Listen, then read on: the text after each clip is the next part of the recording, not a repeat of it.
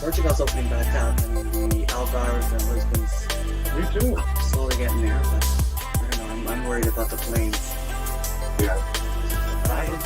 And the school's open Monday as well, I think. 5 or 6. Hi, Chris. Can you hear? Thank you. With my wife. No Hi, problem. good evening, everyone. Paul, how do we change the name?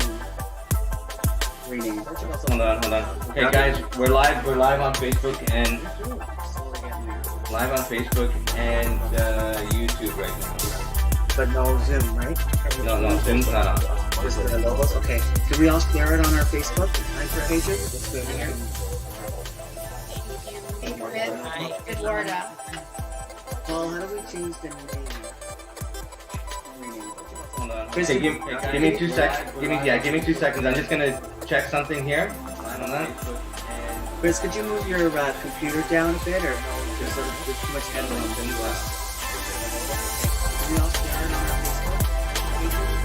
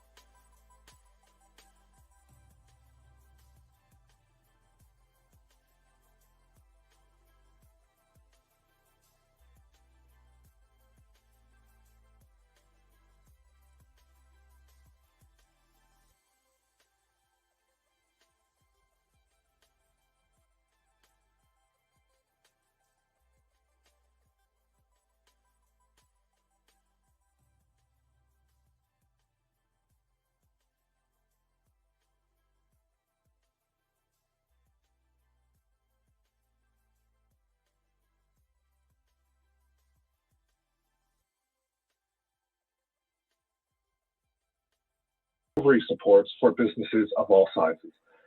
Deputy Mayor Bailao, we'll start with you. Over to you. Thank you. So one of the first initiatives that we had was definitely the tax deferral program. It is intended to help people with cash flow issues. I think all municipalities would like to do more, but as you probably all have heard in the news very much lately, we're all also asking the provincial and federal government to come to the table to help us better serve and better assist our residents during COVID-19. So the tax deferral was something that was put forward within the first few days. Shortly after, we addressed issues like parking situations. We're not charging for parking in a lot of our streets.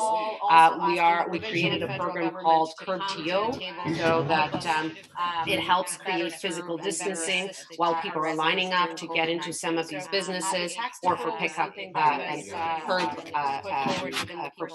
pickup of issues of goods. We've also partnered with the Toronto Board of Trade to have a business center to support our small businesses. We have created an in-person as well that small businesses can call as well for support, and we provide support in all kinds of areas, from telling them the programs that are available for them provincially and federally and municipally, to advice as well.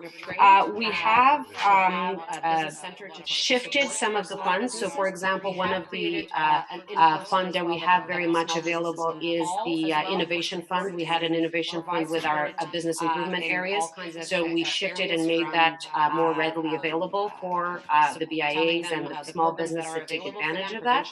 And then a very, very successful campaign that we worked with our small business was the Shop Here campaign, which actually we are connecting developers and connecting small businesses so that we can create their presence online and people can order and buy their goods from these small businesses online.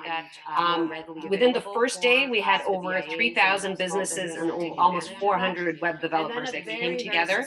And through this partnership, we've been able to help thousands and thousands of businesses. And just as late as yesterday, obviously, we have unveiled a big part of our active TO program, which is a program that is going to roll out within the next few weeks.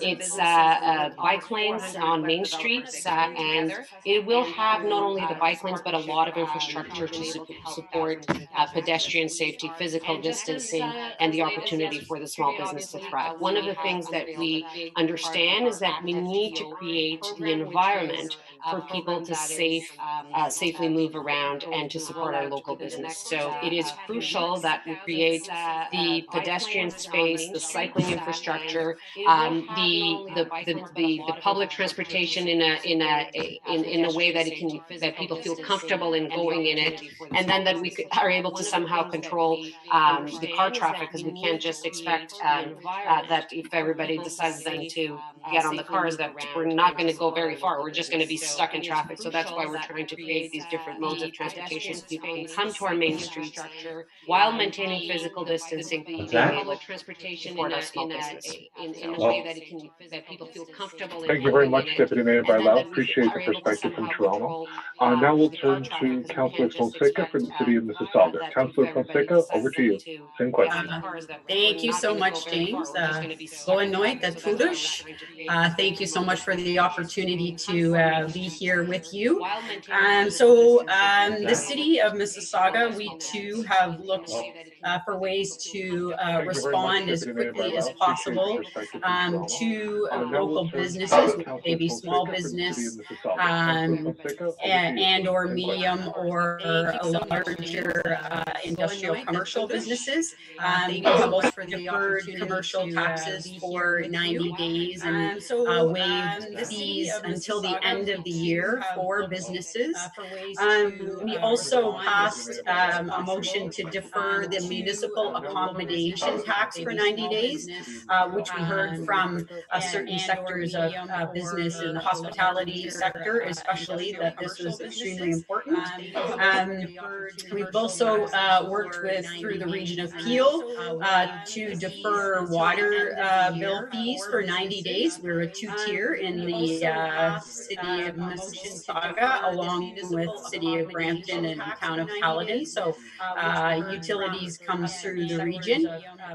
Also, we deferred the stormwater charge for 90 days, which was, we heard from businesses, was a significant impact for them. So we have deferred that for them. We've waived fines, penalties, and any sort of late fees for business licenses, which we've also heard from businesses has been very important in helping support them. And also providing free access to all of our MyWay transit services throughout the city, whether that be local or our express routes.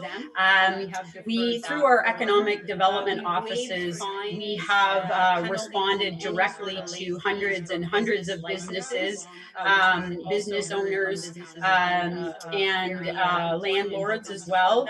And through that, we have created also a dedicated web page and portal, business portal, to keep businesses up to date and to connect them to the supports that will be most beneficial for them, whether coming from the city order of government, regional order of government, provincial or federal. It is really important. One thing we've heard from the business community is that we're all working together, all orders of government, to ensure that the local business engine of the economy will continue to be able to prepare for this reopening and recovery stage that we're moving into right now.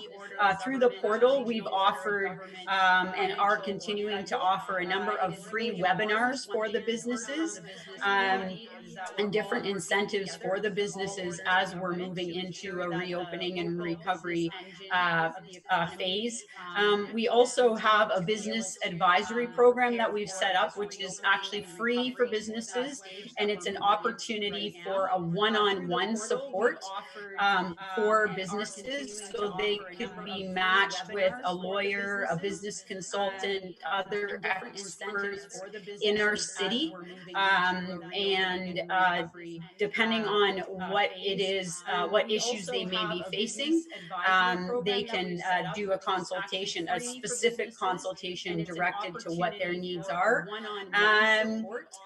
On top of that, we have and hosted by the mayor a number of roundtables to engage different sectors of the business community, including business associations, our Mississauga Board of Trade, our BIAs, small business, retail, and hospitality. And these roundtables really provide an opportunity to hear what the firsthand challenges are. On top of that, and following up on that, we have heard from them one thing that they are really seeing inspiration in is the mayor has set up with economic development a campaign around good news stories.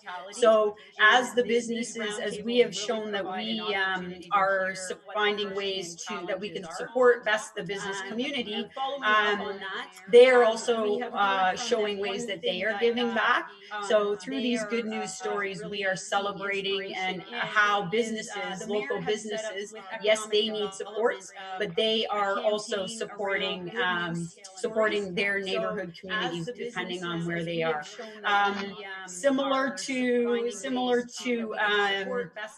the city of Toronto, and we've had the discussion both locally at the city of Mississauga and at the region of Peel, in that we create open streets or main streets through working with the BIAs on a active transportation plan that will open for pedestrians and cyclists more of an opportunity to access in their local communities main streets, whether that be at one point cafes, curbside pickup, or just enjoying active transportation routes within their communities. And the other thing that we are working on right now that we have heard a great deal of appreciation and support of from local businesses is that typically for Canada Day, we do throughout the locations, main streets in our city of Mississauga, whether it be right in our downtown core at Celebration Square, or in Streetsville or down at the lake. We do Canada Day parades and Canada Day celebrations, Malton as well included. And the business community plays such an important role in supporting these events. So we're doing a virtual Canada Day this year, and it will provide an opportunity for the local businesses on these main streets to do little video video presentations, interviews with residents in their neighborhoods, and local businesses that are on their main street, so we can continue to celebrate their main street. So we're doing a virtual Canada Day and what that means virtually, and also promote their business. Little video. Great. Thank you very much, Councillor. Appreciate the insights from. Thank you. Appreciate it, Councillor. Thank you for that. And now we'll turn to the City of Brampton. So, Councillor Madeiru, same question to you. What is the City of Brampton doing by way of relief for businesses of all kinds? Over to you.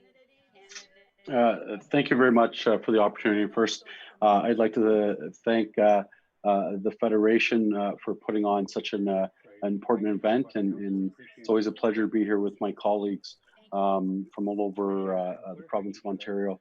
And it's really an opportunity for us to share best practices on, I sit here listening to my colleagues who just spoke, and certainly there's some interesting measures which are implemented that certainly at the City of Brampton that we would be interested. I will say at the City of Brampton, we've been very active, and to a certain degree, we've been showing a lot of resolve and leadership in terms of the way that we reacted to supporting our business community. I'd like to recognize my colleague who's also Portuguese Canadian, Councillor Paul Vicente, who's led a lot of the work regarding our economic support task force. The Mayor Brown, Patrick Brown, he issued a mayor's task force to deal with economic development and supporting our businesses, and that was important to get Brampton Board of Trade, our BIA, our partners all together to work on how we can support the business community. The first thing that we noticed was with all the announcements that was coming from the federal government and from the provincial government, there was a maze of information and programs. So what we did is we provided one-on-one business support in terms of accessing and navigating through the web of programs and services. And I can tell you for the Portuguese community specifically, a lot of Portuguese businesses that contacted me certainly really benefited from the support that we provide, almost a concierge service to help them navigate and even help them fulfill some of the applications in terms of getting access to some of the funds. And I know when we talk about the Portuguese community, and we talk about our economic development on Main Street, which the Portuguese community is very much a part of, many of these businesses are more family-run businesses and don't have that capacity to be able to address a lot of these sort of procedures and requirements from the government. The City of Brampton, another thing which we as a council, really early in the days where a lot of municipalities, and I say this respectfully, announced 3-month deferrals. We went beyond. We did a 5-month deferral, and it really shows with the state of affairs today that I think we're accurate in terms of providing a 5-month deferral, understanding that this wasn't a short-term measure, that it would have to be something more meaningful. And I can tell you that the City of Brampton, notwithstanding the 5-month deferral, we will go beyond and look at other means, understanding that from what we're seeing in terms of the numbers, and unfortunately, this might go longer than what we expected.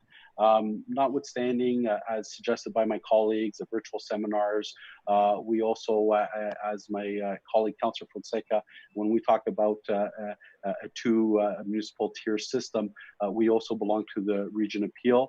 And this year, for the first year, City of Brampton was to introduce a stormwater tax, but we also deferred it, and thus that would be at the region.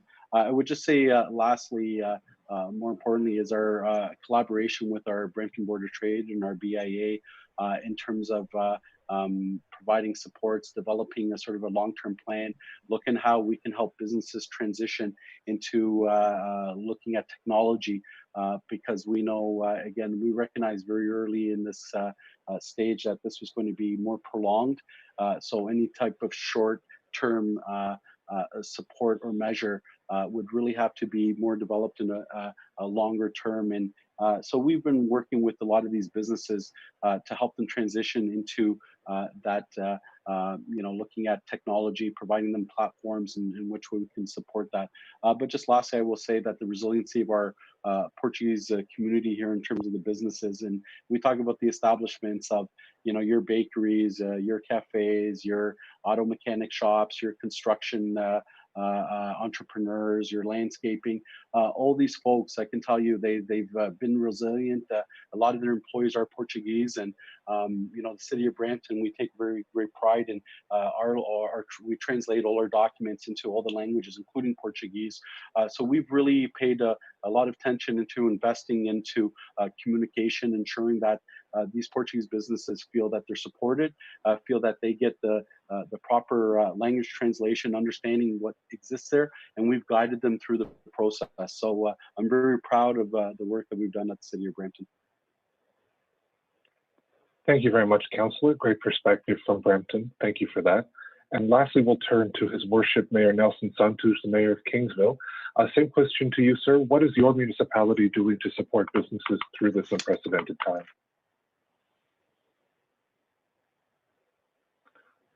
There we go. There we go. There you go. All right. Boa tarde a todos, meus amigos. It's an honor to be here and join you as one of the speakers to speak about our collective efforts to not only recognize our value of on our main streets, but the critical support that Main Street businesses do provide for us in any part of Ontario. The critical support that our businesses need now as part of any reopening is really dependent upon a response from both our citizens, our municipalities, and then certainly the business associations that are in play. And we recognize that if we're going to kind of recover in any form from the pandemic at this point. So a collaborative effort is certainly above and beyond, I think, all parts of our protocols. At the regional level, again, we'll speak here at Municipality of Kingsville. We are our lower tier level, and we also serve as part of the upper tier County of Essex. So here at the regional level, we've already made some responses in terms of communicating what steps that we can take for responding, restarting, and recovery. For example, through our Tourism Windsor Essex Pelee Island channels, we've already identified some messaging and marketing that are going to be key to support the extended staycation recovery period. That's how we're going to be identifying with the habits of our residents. And similar to the municipalities that have spoken and our representatives, our municipality, our Kingsville, has already deferred our tax levies, both in property tax, our water and wastewater uses. We've actually deferred those twice now. Again, that'll be under review as we continue to step through these times. In Kingsville, we were actually in a full-fledged business retention and expansion study where our dialogue with over 120 businesses was already in play pre-pandemic. So trying to shift and not allowing, I guess, this program to kind of fall off the rails.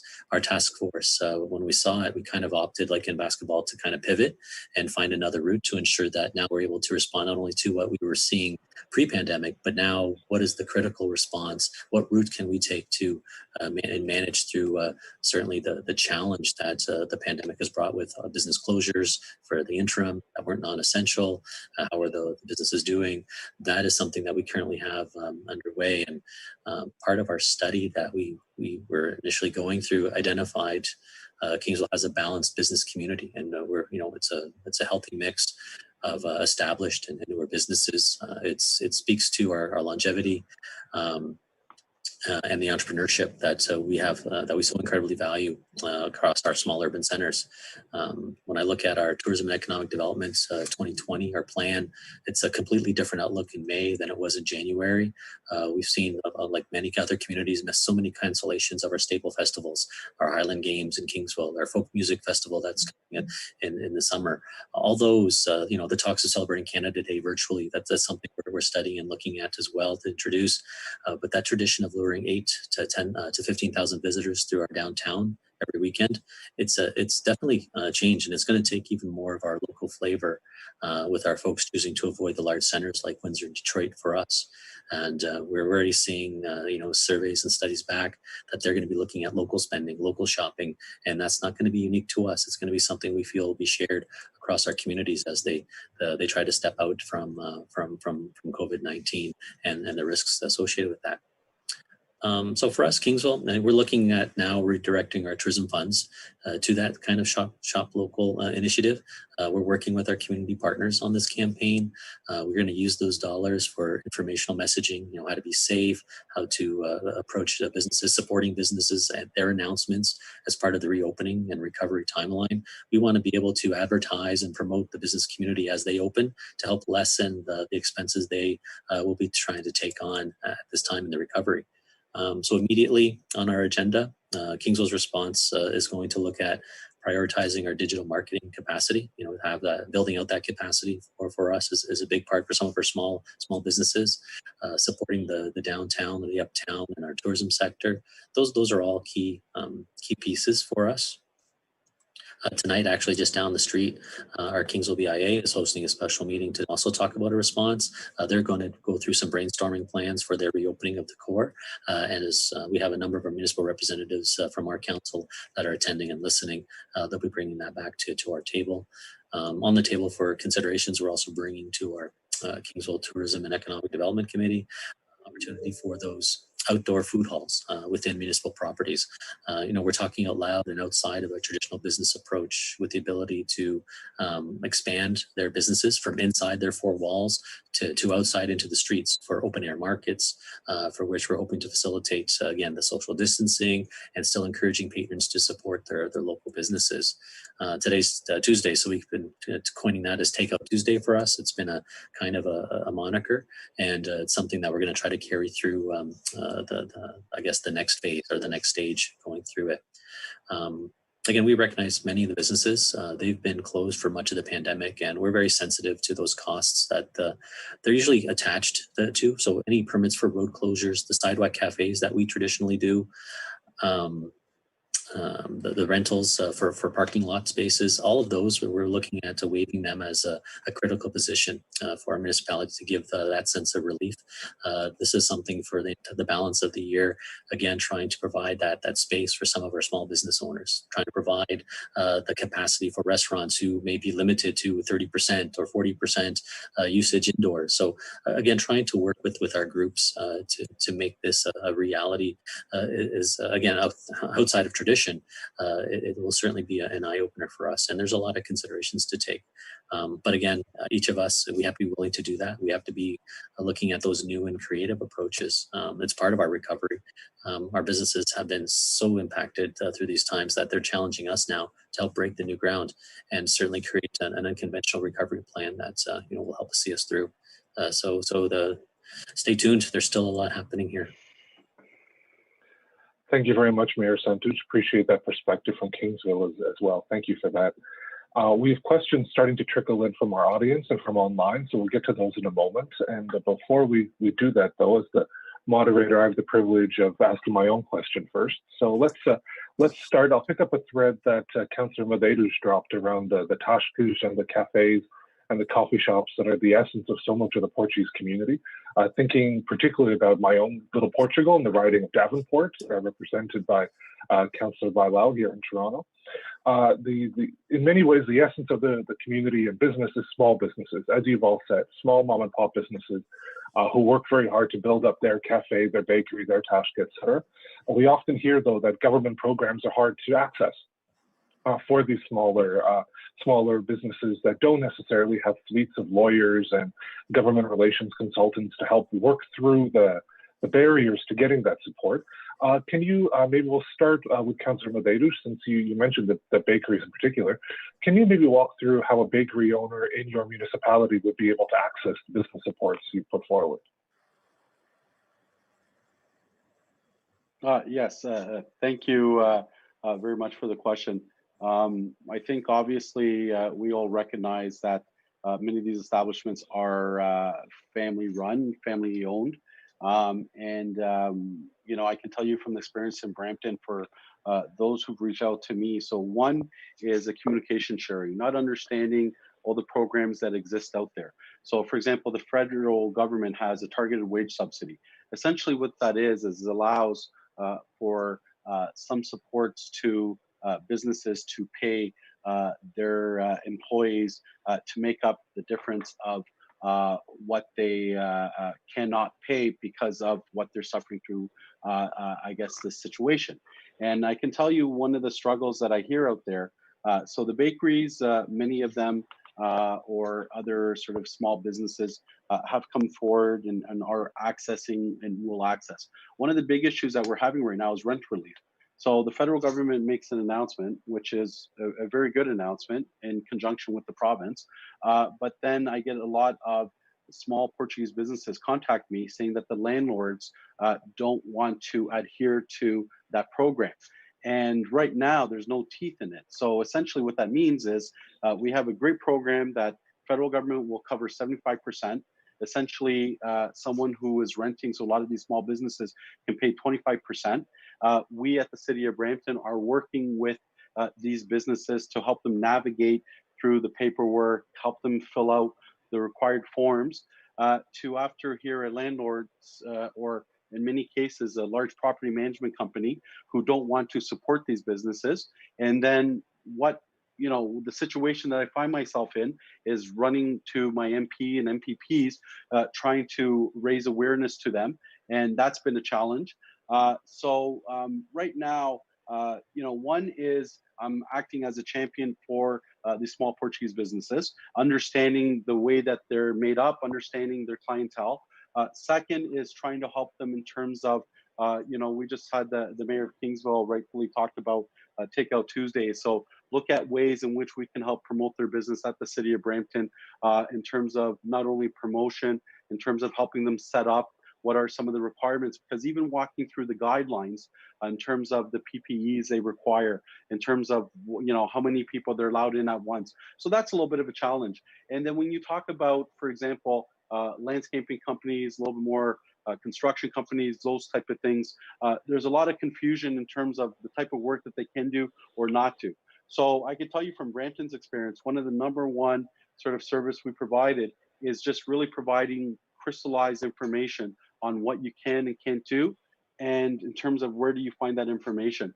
In terms of some of this relief that's out there, targeted wage subsidy, rent relief, you know, that's a struggle right now for businesses to access. But just lastly, I can tell you, Portuguese businesses contacted me actually today, and one of the struggles they have is they have a lot of senior workers who are afraid of COVID. They're at home receiving rightfully from the federal government, I think around $2,000 as part of their COVID unemployment. And you know, what they pay is very similar, and this is a small business. So for them to come back, there's no incentive to bring these folks back. And the small business owner doesn't want to let these people go, but is in a situation where he doesn't have workers. And at the same time, for him to bring workers on, he would have a challenge with what he has now. So right now is it's a very confusing system out there. And the one thing I could tell you, the number one service that we're providing, which I would say in with Portuguese businesses, is the communication and almost trying to hold their hand through this process and guide them through this, because it is a really tough process, and it's frustrating, notwithstanding all the other supports that we provide. But I will tell you, you know, the federal government, provincial government, and I do appreciate that these are challenging times. I do appreciate they provided some really good support, but it's a struggle for many of our businesses, notwithstanding when you talk about, for example, some of the landscaping construction businesses that relied on temporary foreign workers, understanding that there's no travel from places like Portugal and places, it's a little bit of a challenge for many of these businesses. And so I've heard, they're very unique stories. And but ultimately, one thing that we've heard loud and clear when we talk about these Portuguese businesses, these are the same businesses that supported the community when it gets to cultural events and so on and so on. And it's a real shame that they're in this situation. But I would say, going forward, we're looking at ways that the municipality, in terms of how can we support a lot of these sort of ethnic businesses per se. And it's a challenge. It's a very difficult challenge. But I would, say our number one challenge right now is in terms of communication, navigating them through the system. Thank you, Councillor. Maybe we'll turn to the Toronto perspective. Councillor Bailao, how could a bakery on Dundas access the various municipal support programs that the City of Toronto has put forward? Over to you, Councillor. Thanks, James. I just want to echo something that Martin mentioned, which is I think that all municipalities have been playing the role of actually championing the issues of the small businesses. I echo also, and I hear from many of our businesses about the rent relief. I think it's the toughest situation out there. I think all of us are hearing it, and I think because municipal politicians are so close to the people, we hear about these issues day in and day out. I think my colleagues do too. I'm in regular contact with my provincial and federal counterpart, and they hear about the issues as well. So I think all of us have been playing that role of championing that with our BIAs and with individual businesses as well. One of the things that we're looking at to help a lot of the food industry, so bakeries, restaurants, all of these, is really the opportunity to create spaces where they can spill into the street. I think that we have an opportunity, at least for the next few months, with good weather, and we're hoping to be launching a program very soon to actually allow for people to come to these main streets. And maybe the bakery can't have the capacity of having everybody inside, but once we have the provincial order to start serving on these on site, that we are ready to take advantage of that, and that we can give them more space so they can have the physical distance and create beautiful, great patios at no expense for them, and take advantage of the good weather. I think we would all appreciate it, and I'm sure that all these small businesses would really, really appreciate anybody in the food business and restaurant businesses. I think it's really important. I have to say that some for the businesses in Davenport, I think some of our local businesses have been quite incredible and doing, I think, well, and have been. It's been really rewarding to see some of the actions they've been taking. I have the privilege of having Pavão and Nostal and all those, and you see the lineups of all of those in there. But I have to say that not only are they serving people and keeping all the rules and protocols, and I think that again, all municipalities had to put these business centers to help people, to give the assistance, to go through the rules, and to give out legal and accounting and all these services to these businesses so they can learn this new reality of COVID-19. But some of the small businesses also go above and beyond and give back to the community. And some of these small businesses, like I was mentioning, Unostal, for example, he had a call out for anybody that needed food to go in there. So we actually had members of our community donating, prepaying for them so that people could go there and also pick up food. So I think there's a mixture of things that are happening in the neighborhood. This week at council as well, we are actually approving something that was already in the works, but I think it becomes much more relevant, which is actually creating a subclass for music venues. And, in the area that I represent in here in Little Portugal, there's a lot of businesses that are small music venues, and they're going to have a really, really tough time. Because, I mean, if we don't even know when a restaurant can open, we for sure have no idea. I don't think anybody has any clue when some of these small music venues are going to be able to open. So we're actually approving at council a subclass tax for music venues, very much in line of what we've done with other areas in the creative sector. So this would be a reduced tax for landlords that have these music venues in them. So these are some of the things that we're looking at, working on, and that we're hoping that will help small businesses to recover and to get them through these next few months. Thank you, Councillor. Next, we'll hear from Mayor Santos. Mayor Santos, how can a small business access these supports in Kingsville?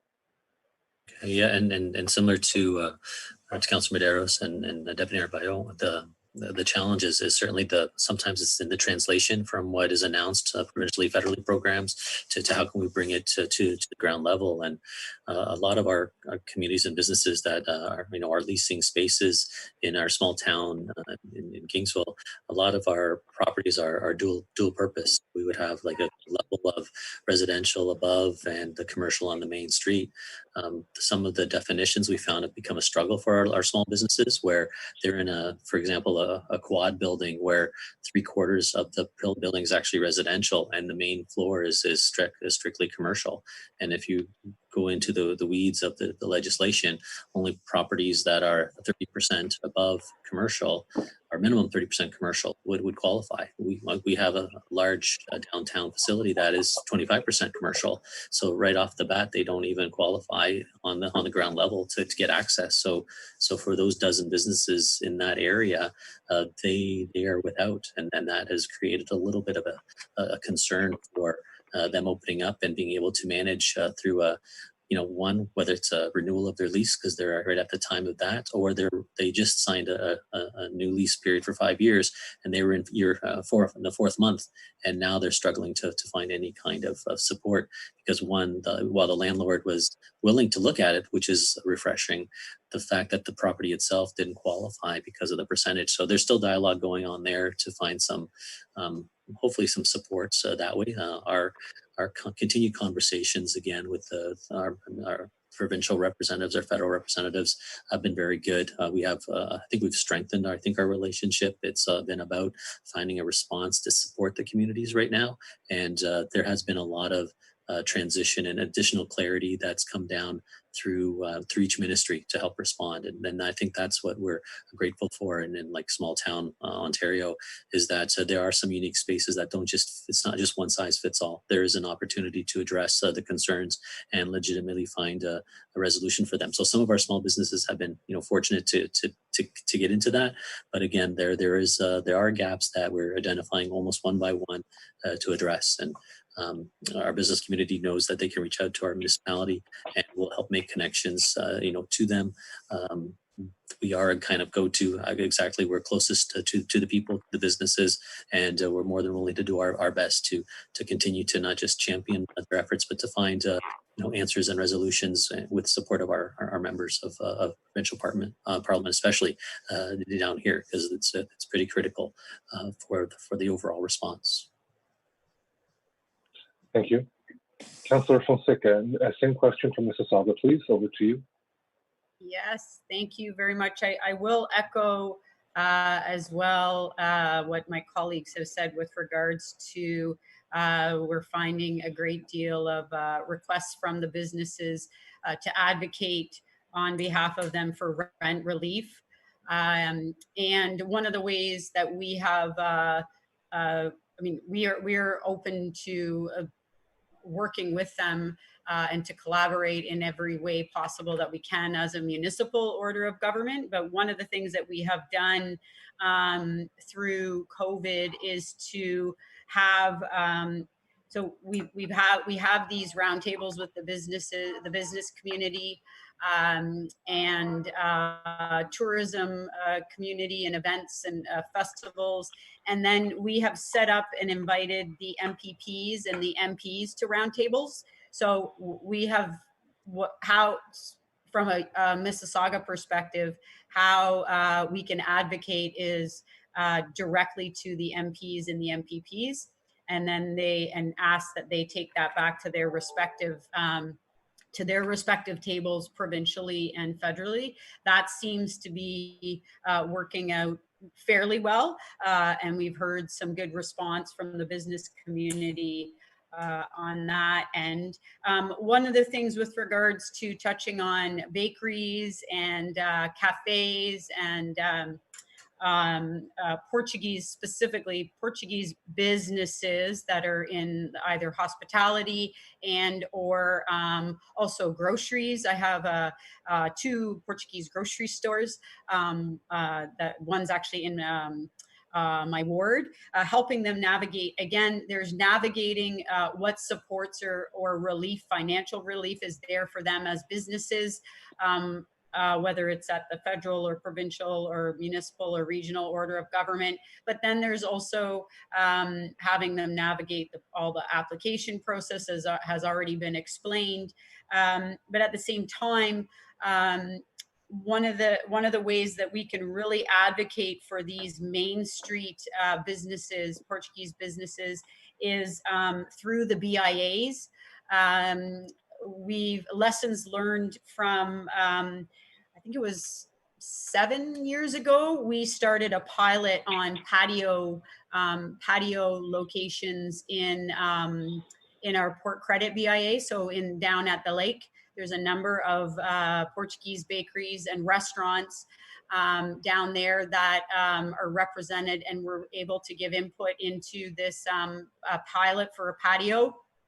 For patios, and we have been able to, because we put that pilot in place and it went through a rigorous application and protocol as a pilot, we were able to take lessons learned from that and to be able to offer it now in other locations, not just down on the lake, but also in BIAs, for example, in Streetsville, which also has some stores that front on either restaurants and or bakeries, cafes. But not only that, also in some of our plazas, for example, in the ward I represent, I have a number of plazas that have not only Portuguese bakeries and restaurants, but also other, as Councillor Medeiros was pointing out, different ethnic shops to be able to drop in, and restaurants. And so we've been able to take to offer these small businesses in different languages, again, through one-on-one consultation. If piloting, not piloting, but if putting in place once reopening is phased in, would they be willing to look at doing this again to space out in terms of the recovery, who is allowed in their restaurants or who is allowed in the bakery, and different protocols without them having to pay any of the fees associated with that. So they wouldn't have to pay for any of the upfront fees for the patio permits. They wouldn't have to go through committee of adjustment for the parking variances, that type of thing. So that's one way for small businesses that have a big impact within the community, and that are also employing people in the community. Looking at that, one of the things that hasn't been touched on, but I'm hearing from the Portuguese community from a hospitality perspective, and we're working through this right now with our economic development department, and we're also bringing it forward and advocating to the MPPs and to the province. Is a lot of Portuguese own or lease banquet halls, and they do such an incredible job of providing just amazing hospitality through the banquet halls. So whether they own them or whether they are leasing, some of what has already been referred to, they've expressed great concern with getting rent relief and trying to enter into some sort of amended lease contracts or agreements where they can pay in a phased approach. But not only that, they have asked us, are there ways that they can work with us as a municipality and through tourism and or our events department to help support them in transforming in the short term of the recovery their banquet halls and still providing service, obviously, but in a adapted or a way to adapt to recovery through COVID. So that's something right now that we are working with.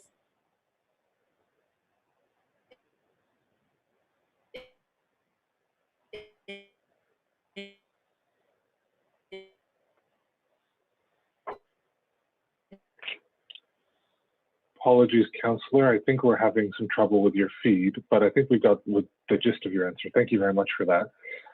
That question sort of focuses on the expense reduction side of the business. Let's maybe turn to the other side of the equation, which is getting customers in the door. And as the economy slowly starts to open up, the multi-million-dollar question, of course, is at what pace will the economy start to pick back up again, and when will restrictions be lifted? All things we don't know, and all things we're waiting on with bated breath. But many municipalities all over the world are taking various steps to encourage customers to go into those businesses, even within the confines of the existing restrictions under which we're all living. For example, slow streets on main streets, extra parking areas in some neighborhoods, and extra walking areas in others to encourage that foot traffic. You've all kind of touched on these measures within your municipalities, but I wonder if you could highlight one in particular that you think is relevant to Main Street, to getting customers coming into those businesses within the framework of the current restrictions that we're living under. And maybe we'll start with Mayor Santush. Over to you. Thank you, and certainly trying to get people to kind of feel comfortable again and moving out from the home and stay home initiative to getting back in the community. We've recognized through some of our initial surveys with our agencies there's a concern.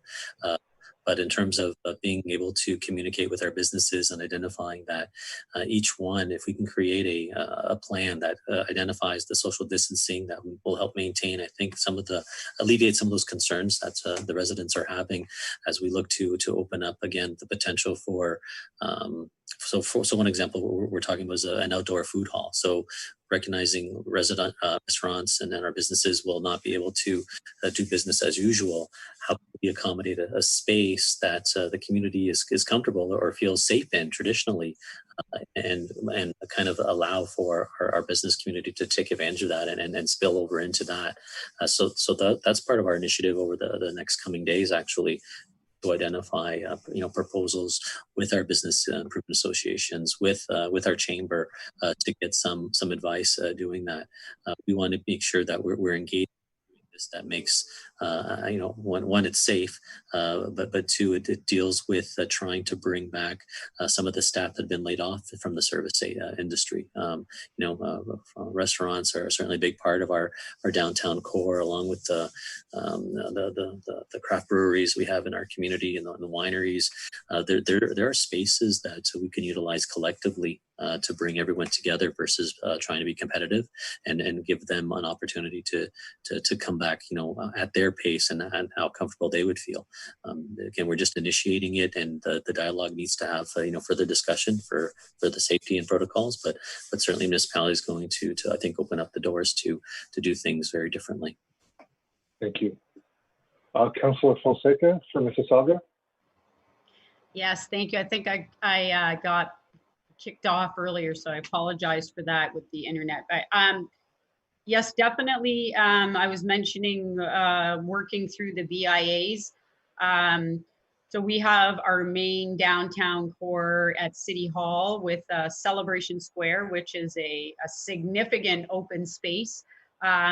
Working with city staff and different businesses as how we can, number one, have, again, an open market and or food when it comes to hospitality.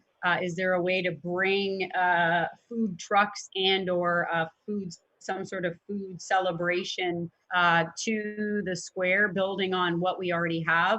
With regards to BIAs in different geographical locations in the city, again, working through with the businesses to address, and the BIAs, how can we best address and promote what they're doing so they're not hesitant. One of the things I hear, one of the concerns we hear is that if they invest a certain amount into a reopening plan that does not succeed or is not adaptable into the next phase, they could potentially, again, that could be a detriment to their already tapped out resources. So working with them specifically on, through the BIAs, how can we address, again, having patios, some of our more open spaces that are public, whether it be in parkland or adjacent to some of our main streets. How can we accommodate pedestrian, the flow of the pedestrians or cyclists or individuals or that come into the businesses? How can we accommodate that to fit the criteria for accessing their businesses, while at the same time ensuring that the business itself is going to benefit? So I'll echo what was said previously by a number of others, but I think the main thing is that we don't assume anything from one individual business, that we encourage and promote and keep in touch with the businesses through communication channels and networks, and keep in tune with them as to what their needs are. And that will be the best way that we can respond and collaborate and work with them on this. Thank you, Councillor. Thank you.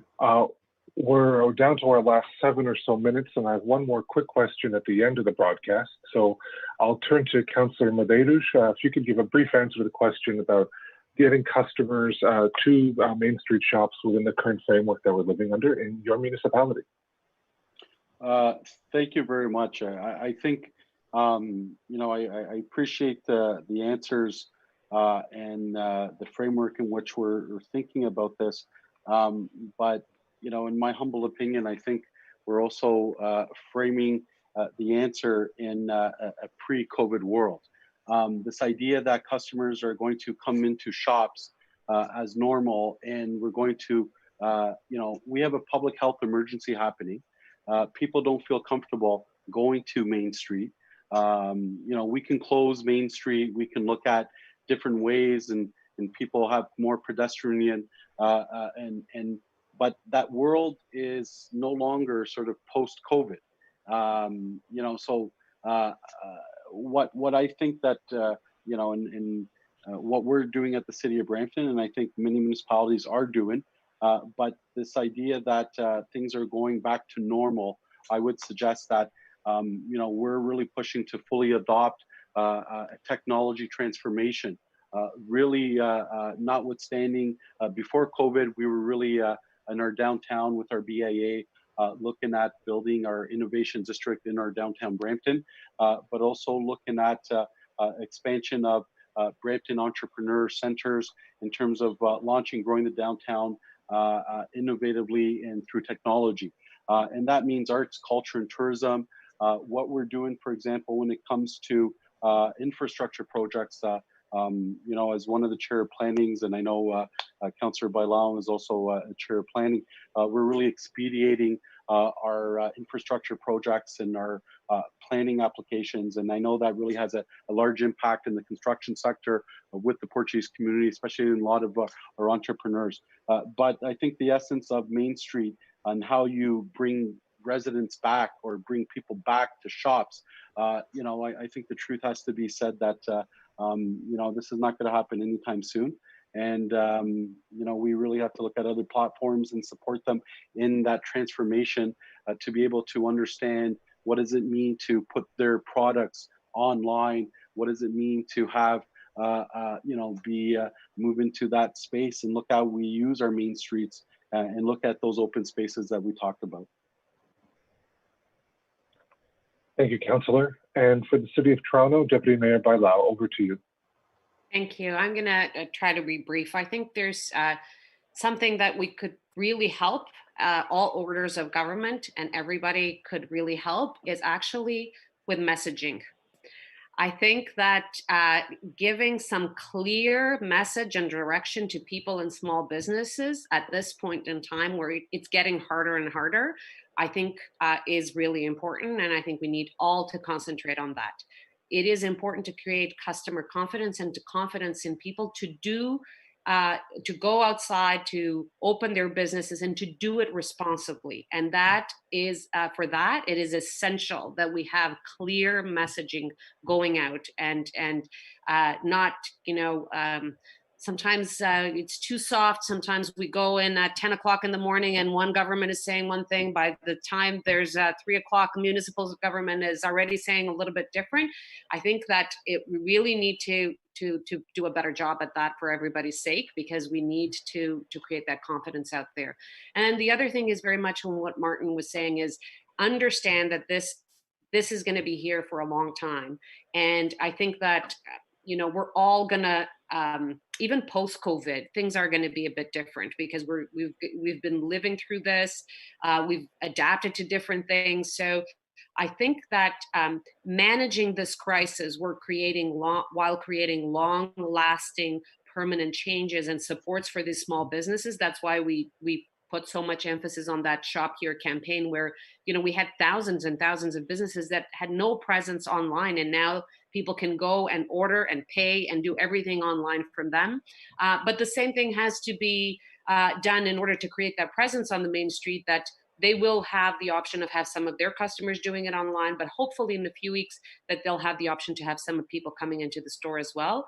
But we all know that it's going to take more time to clean, it's going to take more time to service each customer. So all this needs to be part of the solution, and we need to be in there supporting the small business through that. So I think it's clear and concise messaging and direction, and adapting and supporting the small business.